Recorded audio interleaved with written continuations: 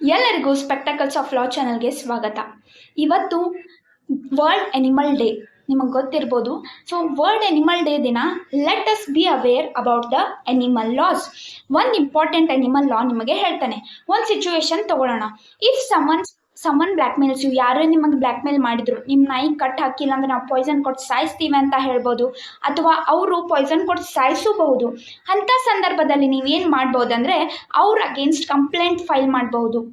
FIR file ಆಗುತ್ತೆ ಅವ್ರ ಮೇಲೆ ಆಸ್ ಪರ್ ಸೆಕ್ಷನ್ 325 ಆಫ್ ಭಾರತೀಯ ನ್ಯಾಯ ಸಂಹಿತ. ಸೊ ಅದ್ರ ಪ್ರಕಾರ ನೀವು ಯಾವ ಪ್ರಾಣಿಗೆ ಸಾಯಿಸ್ತೀರಿ, ಪಾಯ್ಸನ್ ಕೊಡ್ತೀರಿ, ಅಥವಾ ಅವ್ರ body injury, permanently body injury ಮಾಡ್ತೀರಿ ಅಂಥವರಿಗೆ 5 years ಇಂಪ್ರಿಸನ್ಮೆಂಟ್ ಅಥವಾ ಫೈನ್ ಅಥವಾ ಎರಡು ಇರುತ್ತೆ. So be aware. ಯಾಕಂದರೆ ಹಳೆ ಲಾ ಒಳಗೆ ಆಸ್ ಪರ್ ಸೆಕ್ಷನ್ 428 ಮತ್ತು 429 ಪ್ರಕಾರ ಈ ಥರ ಶಿಕ್ಷೆ ತುಂಬ ಕಮ್ಮಿ ಇತ್ತು. ಬಟ್ ಈಗ ಲಾಸ್ ಚೇಂಜ್ ಆಗಿದೆ. ಪಾರ್ಲಿಮೆಂಟು ಸ್ಟ್ರಿಂಜೆಂಟ್ ಲಾ ಮಾಡಿದ್ದಾರೆ ಇದ್ರ ಪ್ರಕಾರ.